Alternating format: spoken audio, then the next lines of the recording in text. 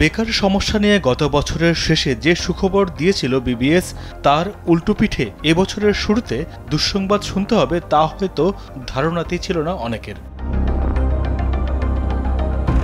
দেশে গত বছরের শুরুর দিকে বেকার জনগোষ্ঠীর সংখ্যা বেশি থাকলেও বছর শেষ হতে ধীরে ধীরে কমতে শুরু করে সেই সংখ্যা, কিন্তু চলতি বছরের শুরুতে দেশে আবার বেকার জনগোষ্ঠীর সংখ্যা বেড়েছে উদ্বেগজনক হারে। গত বছরের শেষ ৩ মাসের তুলনায় চলতি বছরের প্রথম ৩ মাসে বেকার বেড়েছে প্রায় ২.৫ লাখ। বছরের প্রথম ৩ মাসে নারীর চেয়ে উল্লেখযোগ্য হারে বেড়েছে পুরুষ বেকারের সংখ্যা। বাংলাদেশ পরিসংখ্যান ব্যুরো বিবিএস এর সর্বশেষ শ্রমশক্তি জরিপে উঠে এসেছে এমন তথ্য। সোমবার চলতি বছরের প্রথম প্রান্তিকে অর্থাৎ জানুয়ারি থেকে মার্চ পর্যন্ত শ্রমশক্তি জরিপ প্রতিবেদন প্রকাশ করে বিবিএস।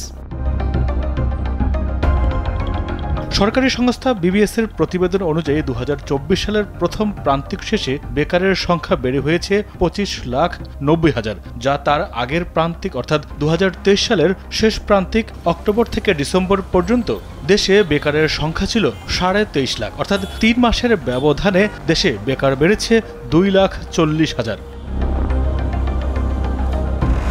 বিবিএস বলছে ৭ দিনে কমপক্ষে ১ ঘন্টাও কোনো কাজ করেনি কিন্তু কাজের জন্য প্রস্তুত ছিলেন তাদেরকেই বেকার হিসেবে চিহ্নিত করা হয়েছে। এমনকি জরিপের আগে ৩০ দিন বেতন বা মজুরি বা মুনাফার বিনিময়ে কাজ খুঁজেছেন তারাও বেকার হিসেবে চিহ্নিত হয়েছেন। দেশে মোট বেকারের মধ্যে পুরুষের সংখ্যা বেশি।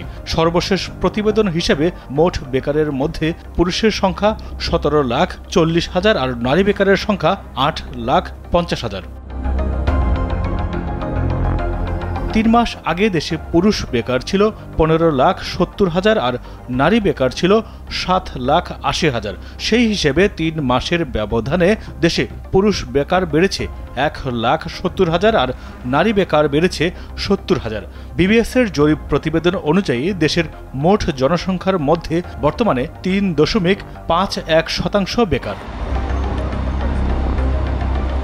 এদিকে বেকারের বাইরে দেশের বড় একটি জনগোষ্ঠী শ্রমশক্তির বাইরে রয়েছে, যাদের বড় অংশই শিক্ষার্থী, অসুস্থ, অবসরপ্রাপ্ত বা বয়স্ক লোক, কাজ করতে অক্ষম এবং কর্মে নিয়োজিত নন বা নিয়োজিত হতে ইচ্ছুক।